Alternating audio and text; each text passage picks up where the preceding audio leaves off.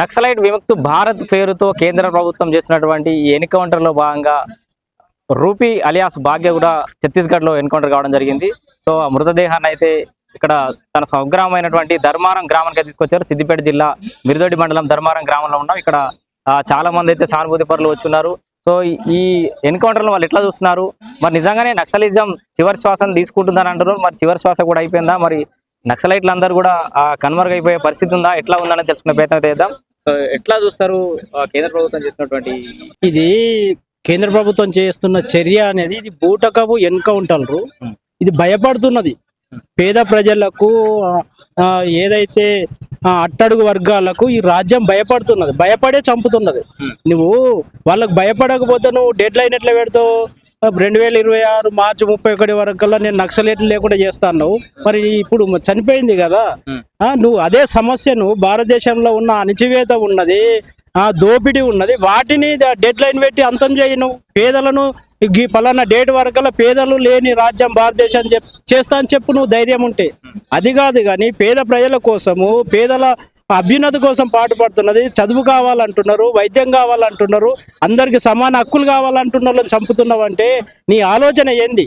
భారతదేశాన్ని ఒక మనువాద ఉగ్రవాద సంస్థగా తయారు చేస్తున్న మోడీ అమిత్ షాలు. అంతేగాని ఇది పేదల మీద ప్రేమతోటి కాదు కగారు అనేది. అది నీ సెల్ఫ్గా నీ ప్రభుత్వం బతకనీ కోసం, ఆదివాసులను అడవుల నుంచి బయటకు తీయడం కోసం కగారు ఏర్పాటు చేస్తున్నావు. కానీ అది నువ్వు కాదు, మీలాంటి ఇంకా 100 మంది మోడీలు వచ్చినా, 100 మంది అమిత్ షాలు వచ్చినా కానీ ఈ నక్సలిజం అనేది, కమ్యూనిజం అనేది భారతదేశం నుంచి పోదు.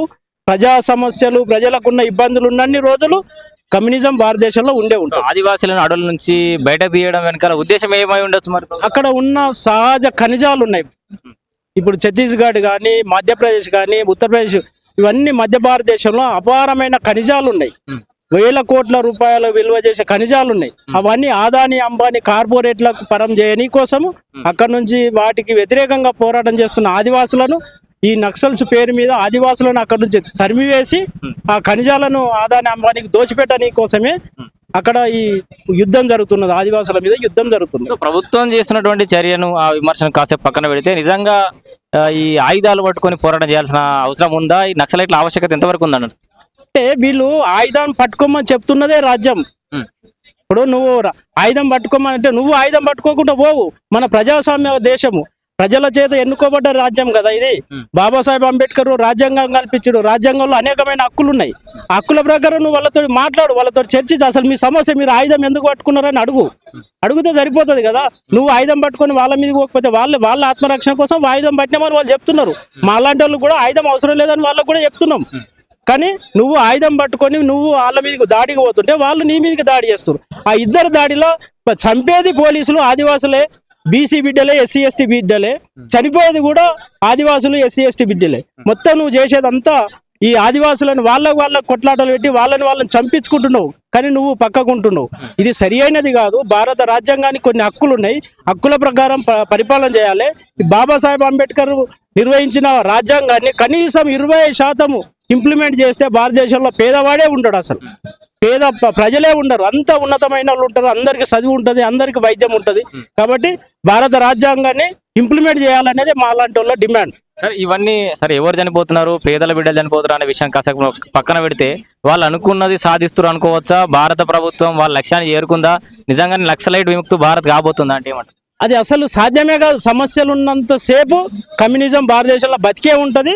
అది రూపాంతరం చెందుతుంది. ఒకసారి వర్షాలు వచ్చినప్పుడు చెట్లు చిగురిస్తాయి, అవి పూత వస్తుంది, కాత కాస్తుంది. ఈ ఎడారికి వచ్చినప్పుడు, ఎండలు వచ్చినప్పుడు అది ఆకంత రాలిపోతుంటది. ఒకసారి ప్రతి 20 సంవత్సరాలకు ఒకసారి, 50 సంవత్సరాలకు ఒకసారి ప్రకృతి మార్పు వస్తుంటది. ఆ మార్పులో ఇది కూడా ఒక భాగం అనుకోవచ్చు. అంతేగాని రూపాంతరం చెందితే కానీ మొత్తం కమ్యూనిజం లేకుండా భారతదేశం అనేది సాధ్యం కాదు. ఆ కలలుగానుడు కూడా వేస్ట్. అది తెలంగాణ లాంటి ప్రాంతంలో ఎట్లా ఉంది? బాగా బలహీనం అయిపోయినట్టుంది. తెలంగాణ భారత ప్రభుత్వం కంటే ముందు తెలంగాణ ప్రభుత్వం ప్రకటించినట్టుంది. తెలంగాణలో సాయుధ పోరాటం అయిపోవచ్చు, కానీ వాటి మూలాలు అయితే తెలంగాణలో ఉంటాయి. రూపాంతరం మారుతుండొచ్చు. ప్రజాస్వామ్యబద్ధంగా పోరాటం చేస్తారు. ప్రజాస్వామ్యబద్ధంగా హక్కులు ఉన్నాయి, హక్కుల కోసం పోరాటం చేస్తారు. హక్కుల కోసం పోరాటం చేస్తున్నప్పుడు హక్కులు ఇంప్లిమెంట్ అయినప్పుడు విజయం సాధించినట్టే కదా ప్రజలు. ప్రజాస్వామ్యబద్ధంగా అంటే పొలిటికల్ పొలిటికల్ అనేది కాదు. పొలిటికల్ అంటే ఎన్నికలకు పోతారా, ఎన్నికలకు పోయి ఏం సాధించడం అనేది కొన్ని రుజువు చూపిస్తున్నాయి. మన తెలంగాణ నుంచి కొన్ని ప్రాంతాలలో కమ్యూనిస్ట్ పార్టీ నుంచి గెలిచిన వాళ్ళు ఉన్నారు. తర్వాత వాళ్ళు పొల్యూట్ అయిపోయి అది ఏమైందనేది ప్రజలకు తెలుసు. కానీ ఉద్యమాలు చేసి హక్కుల కోసం పోరాటం చేసి ఎన్నో రకమైన హక్కులను సాధించుకున్న చరిత్ర భారతదేశానికి ఉన్నది. భారతదేశానికి ఉంది, ప్రత్యేకంగా తెలంగాణలో కూడా ఉన్నది. ఇప్పుడు సీలింగ్ చట్టం వచ్చింది. ఇప్పుడు రైతాంగ పోరాటం నుంచే కదా సీలింగ్ యాక్ట్ వచ్చి భూమి పంచింది. దున్నేవారికే భూమి కావాలని ఫస్ట్ సాయుధ పోరాటం చేశారు. సాయుధ పోరాటం ఫలితమే కదా సీలింగ్ యాక్ట్ వచ్చింది. పేద ప్రజలకు భూమిని తీసుకొచ్చింది. అప్పుడు ఇందిరమ్మ పేరు ఇందిరమ్మ కావచ్చు, కానీ ఈ సాయుధ పోరాటం భూ పోరాటం వల్లనే కదా సీలింగ్ చట్టం వచ్చి భూములు వచ్చింది.